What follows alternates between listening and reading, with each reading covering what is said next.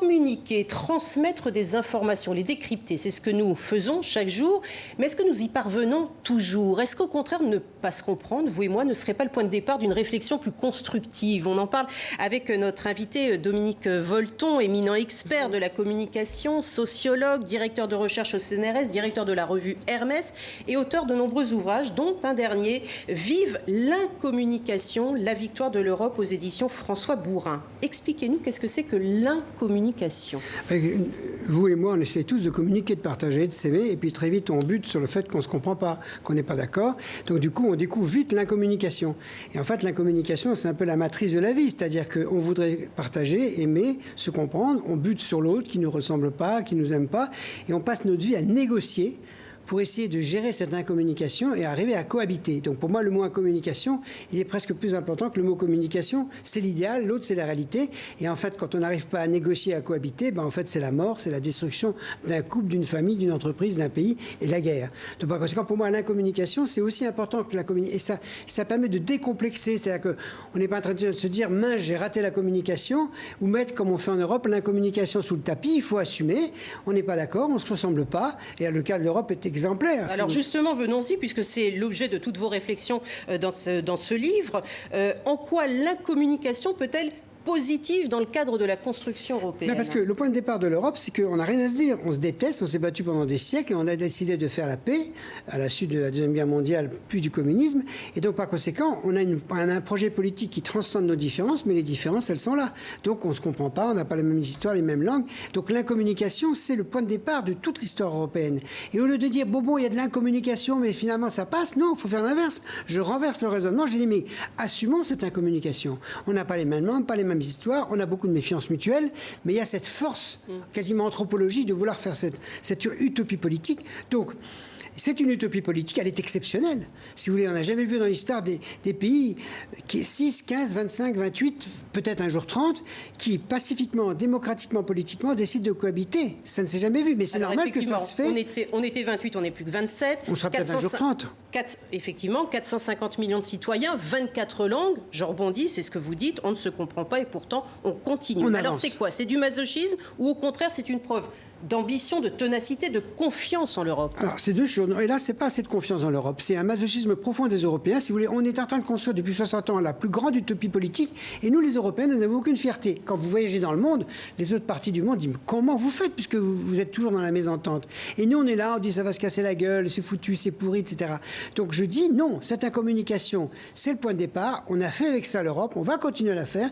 Et ça veut dire que pour sortir de l'incommunication, on négocie. Mais est-ce que c'est l'Europe qui communique mal ou est-ce que ce sont les médias et nous qui avons une part de responsabilité parce que nous ne voulons pas en parler? Alors, il y a trois problèmes. Le premier, c'est que c'est une tragédie. Les médias n'ont jamais assez parlé de l'Europe, sous prétexte que les Européens ne s'intéressaient pas à l'Europe. Du coup, au lieu de dire, bah oui, on s'en fiche, c'est fondamental, donc il y a une sous-information. Ensuite de ça, comme l'Europe, c'est très technique et très compliqué, vous imaginez, c'est un État multiplié par 27.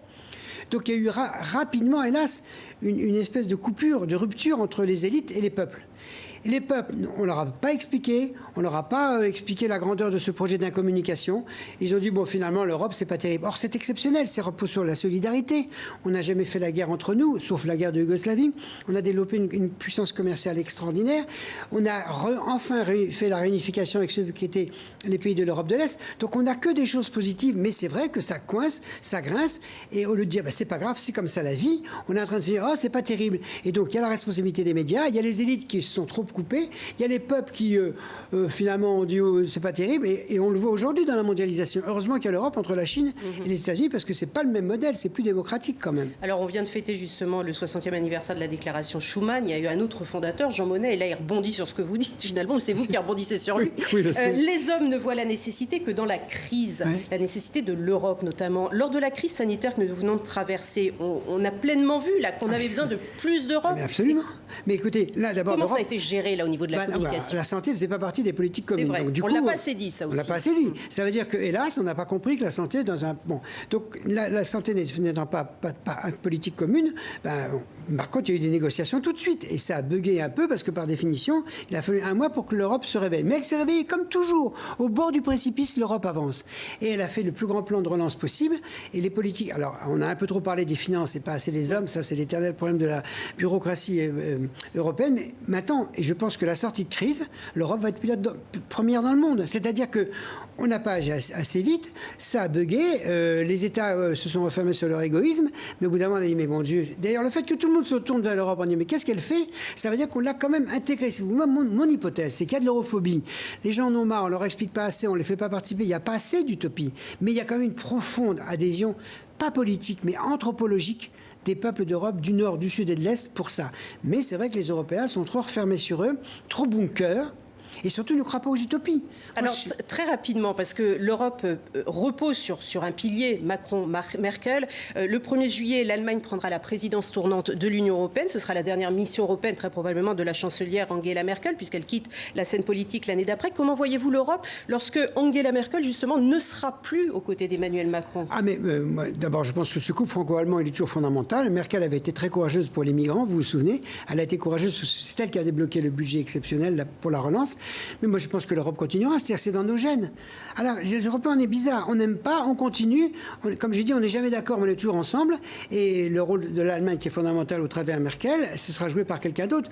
On ne peut plus. Et la difficulté du Brexit montre très bien qu'on a du mal à sortir de l'Europe. Donc, c'est une utopie. Le Brexit, c'est la communication, l'absence de dialogue. Là, c'était l'échec. Oui, mais il faut dire que ceux qui étaient pour l'Europe, ils avaient une responsabilité parce qu'ils n'ont jamais... Bon, revenons sur l'essentiel. Très, très brièvement, on n'a plus quelques secondes. Si vous voulez, la force de l'Europe, c'est aussi Europe de l'Est, Europe de l'Ouest. Il ne faut pas oublier que si nous étions seuls, nous, sans l'Europe de l'Est et les anciens pays communistes, ça ne marcherait pas mieux. Donc il faut dire que la force de l'Europe, c'est d'arriver à faire cohabiter tout le monde. L'unité dans la diversité. Voilà c'est la formule. On va s'arrêter là. C'est le slogan de l'Europe et c'est fondamental. Merci beaucoup Dominique Volton d'avoir été avec nous pour vivre l'incommunication, la victoire de l'Europe. Merci à vous. Merci.